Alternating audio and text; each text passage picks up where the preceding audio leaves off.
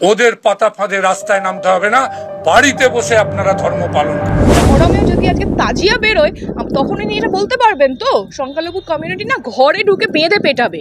এই গীতা স্পর্শ করে আমি বলছি, শুভেন্দু অধিকারী যতই চেষ্টা করুন, শুভেন্দু অধিকারী কোনোদিন পশ্চিমবাংলার মুখ্যমন্ত্রীর গদিতে বসতে পারবে না। শুভেন্দু অধিকারী কি বলেছেন যে আমি মুখ্যমন্ত্রী হতে চাই? সবার আগে আমি এটা জানতে চাই, উনি কি বলেছেন? আমাকে এই ইনফরমেশনটা একটু দাও যে আমি মুখ্যমন্ত্রী হতে চাই বা আমি মুখ্যমন্ত্রী হবো, আমি মুখ্যমন্ত্রী বানাও। বলেন দুর্নীতি শুরু করেছেন এত বছর বয়সে, এতদিনে মনে হলো একটু গীতা পড়ি। ঠিক 26 সালের আগে কিন্তু মারা যাওয়ার আগে বলেছিলেন জয় শ্রীকৃষ্ণ, রাবণও মারা যাওয়ার আগে বলেছিল জয় শ্রীরাম।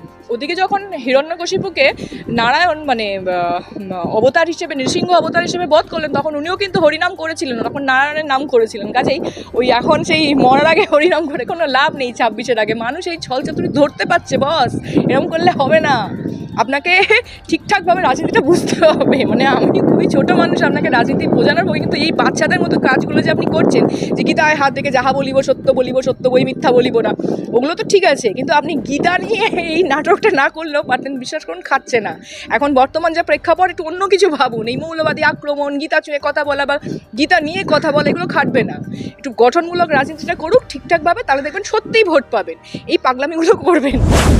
উনি বলছেন রামনবমী ঘরে বসে পালন করতে, কিন্তু যখন দুর্গাপুজোর কার্নিভাল ঘটা করে করা হয় এক গাদা ছাদ্য করে টাকার, সেই টাকা দিয়ে প্রচুর উন্নয়ন হয়, সেটা না করে যখন টলিগঞ্জের বিভিন্ন সেলিব্রিটিকে ডেকে সবাই মিলে নাচতে নাচতে, কখনো ঢাকের সাথে নাচছে, কখনো ডান্ডিয়ার সাথে নাচছে, কখনো স্টেজের ওপর উঠে নাচছে, কি হামাগুড়ি দিচ্ছে, এইসব করতে করতে এরা যখন অসভ্যের মতো একটা কার্নিভাল করে, তখন কিন্তু এদের সেটা মনে থাকে। 5 বছর ধরে হিন্দুদেরকে গালিগালাজ করে, জয় শ্রীরাম নাম শুনলে গালাগালি বলে, ঠিক ভোটের আগে এদের রাজনীতি শুরু। সিপাহী বিদ্রোহের সময়ও কিন্তু জয় শ্রীরাম স্লোগান দেওয়া হয়েছিল, এবং সেটা একটা জাতীয়তাবাদের মধ্যেই পড়তো। এবং পুরাণ কাল থেকে রাম নাম বা রামের চর্চা কিন্তু আমাদের পশ্চিমবাংলাতে হয়ে এসছে। যেরকম আগেকার দিনে বহু জমিদার বাড়িতে এবং যারা খুব সফিস্টিকেটেড ফ্যামিলি বলে তখনকার দিনে কনসিডার্ড হতো, তারা সবাই কিন্তু রামের জয়গান গাইতেন।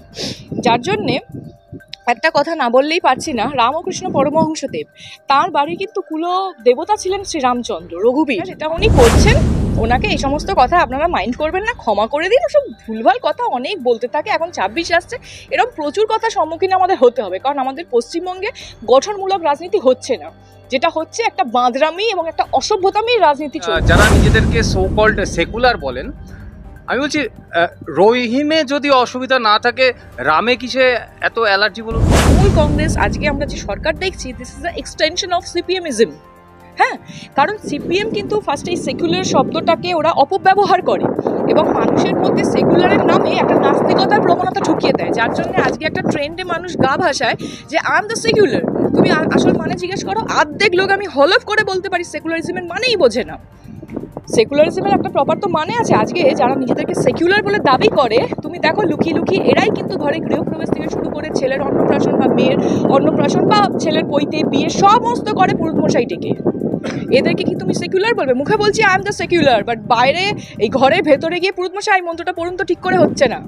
এটা তো সেকুলারিজম নয়। ওই রাশিয়ান মেন্টালিটি নিয়ে ভারত চালাবো, ভাই রাশিয়ান অর্থনীতি বা রাশিয়ান পলিটিক্স সেখানে খাটে, আমাদের ভারতবর্ষে সেটা খাটে না। এবং গোটা ভারতবর্ষের মধ্যে এই নাস্তিকতা মননের একটা মানে বিকাশ তৈরি করার চেষ্টা করেছিল, কিন্তু এখন তো এরা মহাশূন্যে হারিয়ে গেছে। তো তার জন্য যেটা ব্যাপারটা হয়েছে যে সিপিএমের থেকে তৃণমূল এইটাকে ইনহেরিট করে এখন ওই মুসলিম ভোট ব্যাংকটা টানার জন্য, সংখ্যালঘু ভোট ব্যাংকটা টানার জন্য এরা এই কাণ্ডগুলো করছে। এদের কাছে রামের কোনো দাম নেই, কিন্তু ঈদের সময় নামাজ পড়ার জন্য উনি ঠিক হাজির হয়ে যান। উনি হিজাব পরে উনি বিভিন্ন রকম কাণ্ড কারখানা করেন, উল্টোপাল্টা স্টেটমেন্ট দেন, কন্ট্রোভার্সিয়াল কথাবার্তা বলেন, কিন্তু সেটা কেউ কোনো প্রতিবাদ করতে পারবে না। একটা সরকারের নাম বলো যে মন থেকে বা মনে প্রাণে হিন্দুদের হয়ে কথা বলেছে। কংগ্রেস বলেনি। কংগ্রেস বলেছিল, কখন বলেছিল? যখন ভোট ব্যাংকের দরকার হয়েছিল তখন বলেছিল। রাজীব গান্ধীর শিলান্যাস থেকে শুরু করে, আমি বোধহয় আগেও এই কথাটা তোমাদের চ্যানেলে বলেছি, যে রাজীব গান্ধীর শিলান্যাস থেকে শুরু করে সোনিয়া গান্ধীর হিন্দু মন্দিরে গিয়ে তিলক কাটা এবং রাহুল গান্ধী নিজেকে জেনুইন হিন্দু, জেনুইন শিবভক্ত বলে বলা, এগুলো কি ভোট ব্যাংকের রাজনীতি নয়? এই সব কটাই তো ভোট ব্যাংকের রাজনীতির জন্য বলা হয়েছে, এবং প্রপার হিন্দুদের জন্য কথা কোনো সরকার বলেনি। যার জন্যই ভারতীয় জনতা পার্টি যখন হিন্দুত্বের কথা নিয়ে এগোচ্ছে, এরা বারবার ধরে বলছে যে ধর্মের রাজনীতি। আমার কথা হচ্ছে ধর্মের রাজনীতি কথাটা সঠিক নয়। হিন্দুদের জন্য তাহলে কে কথা বলবে? আমাদের হিন্দুদের, আমাদের সন্তানদের কি পড়াশোনার দরকার নেই? আমাদের কি নিরাপত্তার প্রয়োজন নেই? আমাদের ছেলেমেয়েরা কি রাত্রিবেলাতে বাড়ির বাইরে শান্তিভাবে থাকতে পারবে না? আমাদের হয়ে কে কথা বলবে? আজকে হিন্দু কমিউনিটিটা পার্টিকুলার কোনো পলিটিক্যাল পার্টির ভোট ব্যাংক হিসেবে কনসিডার হয় না বলে তাদের কি বাঁচার কোনো অধিকার নেই? তাদের কি মানে মাথা তুলে দাঁড়ানোর কোনো অধিকার? বাংলাদেশে চিন্ময় প্রভু আর এদেশে হিরণময় মহারাজ। পশ্চিম মেদিনীপুরে জিহাদি কায়দায় আক্রমণ করা হলো, সন্ন্যাসীকে মেরে জটা কেটে দেওয়া হলো, কি বলবো? দেখো, ভারতবর্ষের বুকে উগ্র মৌলবাদী আক্রমণ বা উগ্র জিহাদি আক্রমণ কিন্তু এই প্রথম নয়। যদি আমরা একটু ইতিহাসের পাতা উল্টে দেখি না অমিত, আমরা দেখতে পাবো যে সোমনাথ মন্দিরের ওপরেও কিন্তু উগ্র মৌলবাদী হামলা হয়েছিল, একবার নয় 17 থেকে 18 বার, এবং সমস্ত সম্পত্তি লুট করে মন্দির জ্বালিয়ে দেওয়া হয়েছিল। রামনবমী বিজেপি কর্মীদের আবেগ, আর তৃণমূল নেতা রাজীব বন্দ্যোপাধ্যায় বলছেন ঘরে বসে রামনবমী পালন করুন। প্রথমেই বলি, রামনবমী শুধু বিজেপি কর্মীদের আবেগ কিনা আমি বলতে পারবো না, বাট অ্যাজ আ হিন্দু আমি এটুকু বলতে পারি যে রামনবমী বা আমাদের প্রভু শ্রী রাম আমাদের সমস্ত হিন্দু জনগণের আবেগ, সমস্ত ভারতবাসী, এবং শুধুমাত্র ভারতবাসী বলা ভুল, বিশ্বের যত হিন্দু সম্প্রদায় মানুষ আছেন, বিশ্বে যত হিন্দু আছেন, সবার আবেগ শ্রী রামচন্দ্র। এবার এখানেতে রাজীব বন্দ্যোপাধ্যায় যে কথাটা বলেছেন, এটা না বললে ওনাকে হয়তো দলে থাকতে নাও দেওয়া হতে পারে। আসলে কি হয়, এই ধরনের মানুষজনদের না অনেক ট্যাক্টফুলি ম্যানেজ করতে হয়। বাড়িতে বৌদিকে বলেন না ওনাকে যে তুমি কি করছো, কেন তুমি অ্যান্টি হিন্দুইজম টাইপ অফ কথাবার্তা বলছো, ওনাকে অনেক গন্ধটা নিশ্চয়ই বাড়িতে সহ্য করতে হয়, প্লিজ কিছু মাইন্ড করবেন না। এবার ব্যাপারটা হচ্ছে, একটা মজার কথা বলি, এটা হয়তো অনেকেই জানেন না, আবার অনেকেই জানেন না, আমাদের এই রাম নাম কিন্তু এখন যে শুধুমাত্র ভারতীয় জনতা পার্টির রাজনীতিতে মানে 26-এর ইলেকশনে জেতার জন্যই যে রাম নাম গাইছে এমনটা নয়। হিস্ট্রিতে পড়িনি, কিন্তু অনেকের মুখে শুনেছি এবং অনেকের কাছে গল্প শুনেছি যে সিপাহী বিদ্রোহের সময়ও কিন্তু জয় শ্রীরাম স্লোগান দেওয়া হয়েছিল, এবং সেটা একটা জাতীয়তাবাদের মধ্যেই পড়তো, এবং পুরাণ কাল থেকে রাম নাম বা রামের চর্চা কিন্তু আমাদের পশ্চিমবাংলাতেও হয়ে এসছে। যেরকম আগেকার দিনে বহু জমিদার বাড়িতে এবং যারা খুব সফিস্টিকেটেড ফ্যামিলি বলে তখনকার দিনে কনসিডার্ড হতো, তারা সবাই কিন্তু রামের জয়গান গাইতেন। যার জন্যে একটা কথা না বললেই পারছি না, রামকৃষ্ণ পরমহংসদেব, তার বাড়ির কিন্তু কুল দেবতা ছিলেন শ্রীরামচন্দ্র, রঘুবীর। হ্যাঁ, এটা অনেকেই জানেন, আবার অনেকেই জানেন না। এখন কথাটা হচ্ছে, পশ্চিমবাংলায় তো মানে ইসলামিক অ্যাপিসমেন্টের রাজনীতি চলে, এখানে তোষণ ভোট চলে, মানে মুসলিম তোষণ ভোট এখানেতে চলে। 5 বছর ধরে হিন্দুদেরকে গালিগালাজ করে, জয় শ্রীরাম নাম শুনলে গালাগালি বলে, ঠিক ভোটের আগে এদের রাজনীতি শুরু হয়। তখন কি হয়, ভোটের আগে এরা ঠিক যেরকম একটা এক্সাম্পল আমি তোমায় দিই, 2000, আমার সালটা এক্স্যাক্টলি মনে পড়ে, 2011 কি 12 সালে মমতা ব্যানার্জি ইমাম ভাতা শুরু করলেন, ইমামদের জন্য 2500 টাকা করে দেওয়া হবে। কিন্তু যেটা ছিল অসাংবিধানিক, আনকনস্টিটিউশনাল, কনস্টিটিউশনে কিন্তু ধর্ম নিরপেক্ষতার কথা বলা হয়, এবং ধর্মের ভিত্তিতে কোনো রকম কোনো ভাতা দেওয়াকে বলা হয় হচ্ছে অসাংবিধানিক, সেটা মানে নেই সংবিধানে। আদালত বন্ধ করে দিয়েছিল এটা অসাংবিধানিক বলে।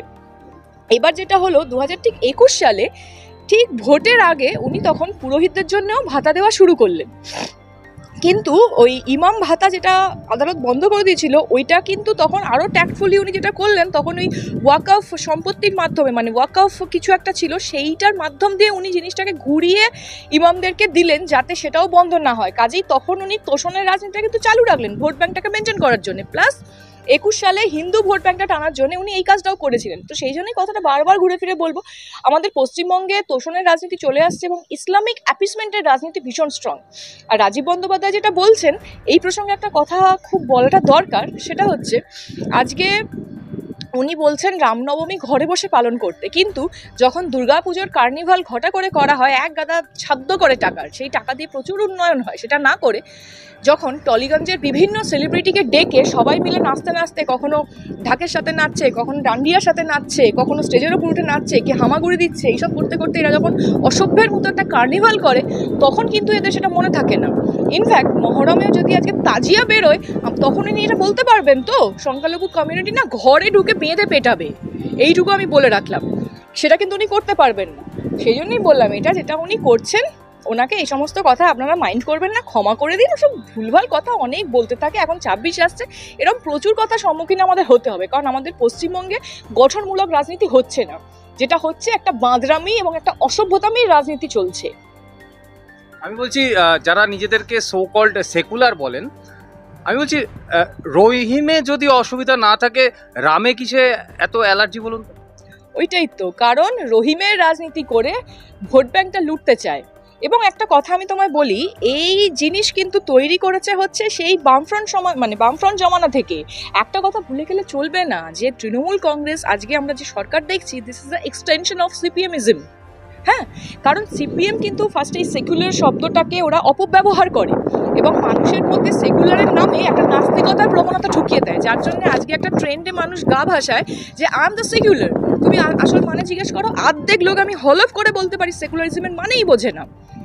সেকুলারিজমের একটা প্রপার তো মানে আছে। আজকে যারা নিজেদেরকে সেকুলার বলে দাবি করে, তুমি দেখো লুকিয়ে লুকিয়ে এরাই কিন্তু ঘরে গৃহপ্রবেশ থেকে শুরু করে ছেলের অন্নপ্রাশন বা মেয়ের অন্নপ্রাশন বা ছেলের পৈতে বিয়ে সমস্ত করে পুরুষ মশাই ডেকে।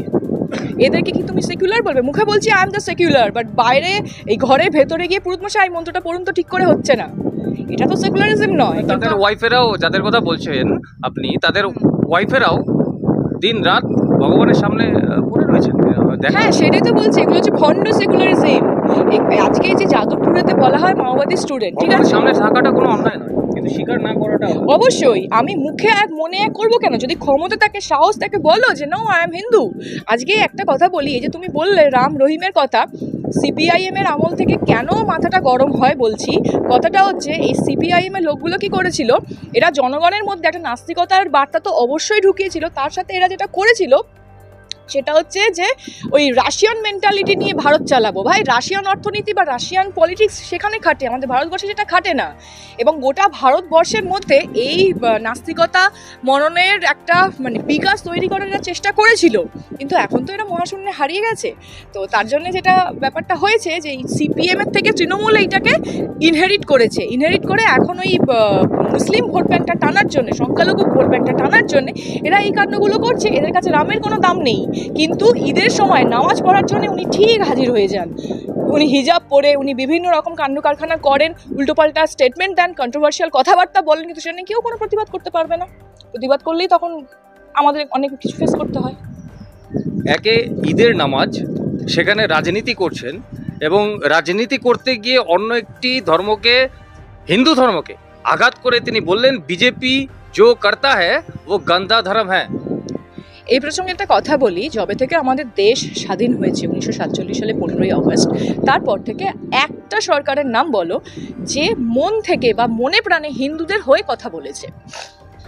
কংগ্রেস বলেনি। কংগ্রেস বলেছিল, কখন বলেছিল? যখন ভোট ব্যাংকের দরকার হয়েছিল তখন বলেছিল। রাজীব গান্ধী শিলান্যাস থেকে শুরু করে, আমি বোধহয় আগেও এই কথাটা তোমাদের চ্যানেলে বলেছি, যে রাজীব গান্ধীর শিলান্যাস থেকে শুরু করে সোনিয়া গান্ধীর হিন্দু মন্দিরে গিয়ে তিলক কাটা এবং রাহুল গান্ধী নিজেকে জেনুইন হিন্দু, জেনুইন শিবভক্ত বলে বলা, এগুলো কি ভোট ব্যাংকের রাজনীতি নয়?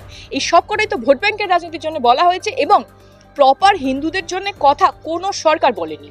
যার জন্যই ভারতীয় জনতা পার্টি যখন হিন্দুত্বের কথা নিয়ে এগোচ্ছে, এরা বারবার ধরে বলছে যে ধর্মের রাজনীতি। আমার কথা হচ্ছে, ধর্মের রাজনীতি কথাটা সঠিক নয়।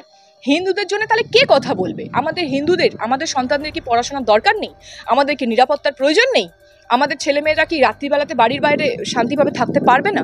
আমাদের হয়ে কে কথা বলবে? আজকে হিন্দু কমিউনিটিটা পার্টিকুলার কোনো পলিটিক্যাল পার্টির ভোট ব্যাংক হিসেবে কনসিডার হয় না বলে তাদের কি বাঁচার কোনো অধিকার নেই? তাদের কি মানে মাথা তুলে দাঁড়ানোর কোনো অধিকার নেই? এখানে ছোটো কথা বলি, একটা সময় এরকম ছিল যে এই হিন্দু মেয়েদের কম বয়সে, ছোট বয়সে জোর করে বিয়ে দিয়ে দেওয়া হতো। সেটার আরও একটা কারণ ছিল, অবিবাহিত মেয়েদের না নবাবরা রাত্রিবেলা তুলে নিয়ে গিয়ে ভোগ করার জন্য তুলে নিয়ে চলে যেত, এবং এই সমস্ত ওই নবাবদের হাত থেকে বাঁচানোর জন্যে বাচ্চা বাচ্চা অবস্থায় মেয়েদেরকে বিয়ে দিয়ে দিতে হতো, এবং যত তাড়াতাড়ি সম্ভব তাদেরকে বিবাহিত করে দেওয়ার একটা চেষ্টা ছিল, এবং সেই সব মেয়েদেরকে বলা হতো অসূর্য স্পর্শা। আমরা কি আবার সেই পুরাতন যে একটা নোংরা জঘন্য যে সমাজ, সেই সমাজটাকে কি আবার আমরা চাইবো? আমরা তো চাইবো না। কিন্তু সরকার যেদিকে যাচ্ছে, এইরকমভাবে যদি সংখ্যালঘু বারবার ধরে বাড়তে থাকে বা এত যদি এটা নিয়ে হতে থাকে, তাহলে যে কোনো দিন আমাদেরও কিন্তু সেই আবার মানে পুরাতন কালের মতো সে অসূর্য স্পর্শা নারী হয়ে বাঁচতে হবে, কিন্তু আমরা তো এটা চাই না। বাংলাদেশে চিন্ময় প্রভু আর এদেশে হিরণময় মহারাজ। পশ্চিম মেদিনীপুরে জিহাদি কায়দায় আক্রমণ করা হলো, সন্ন্যাসীকে মেরে জটা কেটে দেওয়া হলো, কি বলবেন? দেখো, ভারতবর্ষের বুকে উগ্র মৌলবাদী আক্রমণ বা উগ্র জিহাদি আক্রমণ কিন্তু এই প্রথম নয়। যদি আমরা একটু ইতিহাসের পাতা উল্টে দেখি না অমিত, আমরা দেখতে পাবো যে সোমনাথ মন্দিরের ওপরেও কিন্তু উগ্র মৌলবাদী হামলা হয়েছিল, একবার নয় 17 থেকে 18 বার, এবং সমস্ত সম্পত্তি লুট করে মন্দির জ্বালিয়ে দেওয়া হয়েছিল। এবার এই মৌলবাদী হামলার প্রতিচ্ছবি আমরা এর আগেও দেখেছি, এবং এখন জিনিসটা এটা একটা রাজনৈতিক আক্রমণ। এটা অবশ্যই মুখ্যমন্ত্রী তো নিশ্চয়ই এটা ফোন করে করাবেন না যে যাও গিয়ে হামলা করো, সেই ধৃষ্টতা উনি করবেন না, অবশ্যই সেটা উনি করবেন না, উনি এতটাও খারাপ মানুষ নন। কিন্তু এই যে মৌলবাদী শক্তিটাকে দমন করার কোনো প্রয়াস কিন্তু আমরা বর্তমান সরকারের কাছ থেকে পাই না, উল্টে আমরা বিভিন্ন নেতামন্ত্রীদের উস্কানিমূলক বক্তব্য দেখতে পাই। এই প্রভোকেশনগুলো যতদিন না স্টপ হচ্ছে, শুধু হিরণ্ময় মহারাজ নয়, এরকম প্রচুর মানুষের ওপর হামলা ভবিষ্যতেও হতে পারে, এবং আমাদের প্রস্তুত হতে হবে আমরা এই উগ্র মৌলবাদের বিরুদ্ধে কিভাবে প্রতিবাদ করতে পারি। সারা পশ্চিমবঙ্গের হিন্দুকে এক হতে হবে, এবং আমি এটা এই মুহূর্তে যে বলছি পশ্চিমবঙ্গে হিন্দুকে এক হতে হবে, কোনো আন্দোলন করার জন্য বলছি না, সমতা রক্ষা করার জন্য ঐক্যবদ্ধ হতে হবে, এবং প্রতিবাদটা মৌখিকভাবেও করা যায়। সবসময় যে ছুরি লাঠি তলোয়ার নিয়ে রাস্তায় বেরিয়ে মারধর করতে হবে এমনটা তো নয়, সবাই মিলে আমরা এক হয়ে যদি গলার আওয়াজ বের করি তাহলেই তো সেটা যথেষ্ট। তো আমাদের সবাইকে এই মুহূর্তে এক হতে হবে, নাহলে সামনে কিন্তু কালো মেঘ অলরেডি একটা ঘনিয়ে আসছে, সেটা আমাদের ওপর যে কোনো মুহূর্তে একটা বর্ষপাত হতে পারে। আপনি বলছেন মুখ্যমন্ত্রী অতটা খারাপ নয়, আমরাও বলছি না, কিন্তু পুলিশ প্রশাসনকে তো নির্দেশ দেবেন। আজকে এই ঘটনা ঘটার পর কারা এই হামলা চালালো, কেন চালালো, পুলিশ প্রশাসন ছোট জগন্নাথ হয়ে বসে রয়েছে, এখনো কাউকে গ্রেফতার করা হয়নি। দেখো, আমি এটাই বললাম, প্রথমেই আমি একটু আগেই বললাম, আমরা যে মুহূর্তে ইন্টারভিউটা করছি এখনো পর্যন্ত কেউ গ্রেফতার হয়নি। হ্যাঁ, আমি সেটাই বলছি যে এই যে উগ্র মৌলবাদ চিন্তাধারা বা উগ্র মৌলবাদ শক্তির যে দমন বা বিনাশ, এইটা উনি করতে পারছেন না, এবং উনি লন্ডনে গিয়ে নিজেকে রয়্যাল বেঙ্গল টাইগার বলে আখ্যায়িত করছেন। ঠিক আছে, সেই জায়গা থেকে একটা রয়্যাল বেঙ্গল টাইগার কি করে, কোনো অন্যায় দেখলে সে তার উপর ঝাঁপিয়ে পড়ে সেটাকে দমন করেন। কিন্তু আমাদের মুখ্যমন্ত্রী এই যে এত দুর্নীতি পশ্চিমবঙ্গে আসতো নয়, দুর্নীতিতে ছড়াছড়ি, একটা দুর্নীতি বলো, এই যে কয়লা পাচার, গরু পাচার, একটা কিছুর বিরুদ্ধে যে এত ধর্ষণ, সে পাচার তো বাদ দাও, যে এত দিনের মধ্যে ধরে মেয়েরা ধর্ষিত হয়ে রাস্তায় উলঙ্গ শরীর তাদের টানতে টানতে কালিয়াগঞ্জে নিয়ে গেল, মনে করো সেই ঘটনা কি প্রতিবাদ হয়েছে, কটা নেতামন্ত্রী সেখানে গেছিল। হ্যাঁ, মমতা ব্যানার্জি মুখ্যমন্ত্রী, তিনি আমাদের পশ্চিমবঙ্গের আমি রাষ্ট্রনায়ক হিসেবেই ধরবো, তাহলে ওনার পক্ষে না হয় যাওয়া সম্ভব নয়, কিন্তু আরও তো নেতামন্ত্রী ছিল, তারা কোথায় যাচ্ছে? তবে মুখ্যমন্ত্রীর পক্ষে যাওয়া সম্ভব নয় বা বলি কি করে, উনি তো অনন্ত আম্বানির বিয়েতে খেতে চলে গেছিলেন। তাহলে যখন ধর্ষণ হয় তোমারই রাজ্যে, তুমি একজন মা আমাদের, হ্যাঁ, তোমার মায়ের রাজ্যে যখন মেয়ের ধর্ষণ হয় তখন উনি কোথায় যান, কেন ওনাকে খুঁজে পাওয়া যায় না? কাজেই ওনার এই যে কি বলবো, এই যে হিন্দু ধর্মের প্রতি ওনার একটা ইগনোরেন্স, এটা তো আজকে দেখো একটা কথা বলি, আজকে যদি 50 বছর বাদে আমাদের হিন্দুদের ঘর ছাড়া হতে হয়, উনিও তো হিন্দু, উনি তো অন্য তো জাতির নন, অন্য কমিউনিটিতে উনি নন, ওনাকেও তো সেই প্রবলেমটা ফেস করতে হতে পারে। এটা তো আজকে পশ্চিমবঙ্গের সার্বিক সমস্যা। কাজেই এই যে জটা কেটে দেওয়া, তারপর ওনাকে সেই দড়ি দিয়ে করে দেওয়া, এগুলো তো ঠিক নয়, এগুলো তো এই উগ্র মৌলবাদীর এই যে ব্যাপারগুলো, এগুলোকে দমন করতে হবে, এবং তাকে এগুলো স্ট্রিক্ট এগুলোকে হ্যান্ডেল করতে হবে, নাহলে আবারও বলবো বিপদ ঘনিয়ে আসবে। খুবই দুশ্চিন্তার বিষয়। একদম শেষ প্রশ্নে আসবো। গীতা ছুঁয়ে শপথ করলেন হুমায়ুন কবির, শুভেন্দুকে মুখ্যমন্ত্রী হতে দেবেন না। শুভেন্দু অধিকারী কি বলেছেন যে আমি মুখ্যমন্ত্রী হতে চাই? সবার আগে আমি এটা জানতে চাই, উনি কি বলেছেন? আমাকে এই ইনফরমেশনটা একটু দাও যে আমি মুখ্যমন্ত্রী হতে চাই বা আমি মুখ্যমন্ত্রী হবো, আমি মুখ্যমন্ত্রী বানাও, বলেননি তো। তাহলে বিজেপি তো ওইভাবে মুখ্যমন্ত্রী নির্বাচিত। এক্স্যাক্টলি, আমি তার পরের পয়েন্টে সেটা আসছিলাম, কারণ বিজেপিতে আমি যতদূর জানি, আমার সীমিত জ্ঞান, আমি বেশি নলেজেবল মানুষ একেবারেই নই, আমার সীমিত পড়াশোনা, সীমিত জ্ঞান দিয়ে যতটুকু জানি, আগে ইলেকশন হবে, তারপর দে ডিসাইড কি who will be the face of CM. কাজেই শুভেন্দু অধিকারী কখনো এখনো অব্দি দাবি করেননি, উনি এটা না ভয় পেয়ে বলছেন। এবং আরও একটা কথা, সেটা হচ্ছে যে উনি আমাকে একটা ইনফরমেশন দাও, তুমি খুব দুষ্টু লোক, দুষ্টু প্রশ্ন করছো আমাকে ইনফরমেশনটা দাও যে উনি গীতার কোন শ্লোকটা বলেছেন। উনি কি এটা বলেছেন যে পরিত্রাণায়ং সাধুনাং বিনাশায় চ দুষ্কৃতম?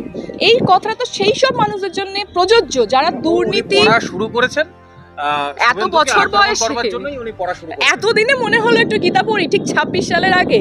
এটা যদি 24 সালে করতেন আপনাদের হয়তো আরও কিছুটা সিট বাড়তো। যাই হোক, জোকস অ্যাপার্ট, এনিওয়ে, ওই জন্য তোমায় বললাম তুমি খুব দুষ্টু লোক, দুষ্টু প্রশ্ন করছো।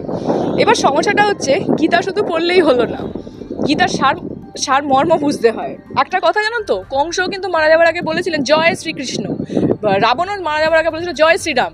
ওদিকে যখন হিরণ্যকশিপুকে নারায়ণ মানে অবতার হিসেবে, নৃসিংহ অবতার হিসেবে বধ করলেন, তখন উনিও কিন্তু হরিনাম করেছিলেন, তখন নারায়ণের নাম করেছিলেন। কাজেই ওই এখন সেই মরার আগে হরিনাম করে কোনো লাভ নেই। 26-এর আগে মানুষ এই ছলচাতুরি ধরতে পারছে বস, এরকম করলে হবে না। আপনাকে ঠিকঠাকভাবে রাজনীতিটা বুঝতে হবে। মানে আমি খুবই ছোট মানুষ, আপনাকে রাজনীতি বোঝানোর হবে, কিন্তু এই বাচ্চাদের মতো কাজগুলো যে আপনি করছেন, যে গীতায় হাত থেকে যাহা বলিব সত্য বই মিথ্যা বলিব না, ওগুলো তো ঠিক আছে, কিন্তু আপনি গীতা নিয়ে এই নাটকটা না করলেও পারতেন। বিশ্বাস করুন, খাচ্ছে না। এখন বর্তমান যা প্রেক্ষাপট, একটু অন্য কিছু ভাবুন। এই মৌলবাদী আক্রমণ, গীতা ছুঁয়ে কথা বলা বা গীতা নিয়ে কথা বলা, এগুলো খাটবে না। একটু গঠনমূলক রাজনীতিটা করুক ঠিকঠাকভাবে, তাহলে দেখবেন সত্যিই ভোট পাবেন। এই পাগলামিগুলো করবেন না।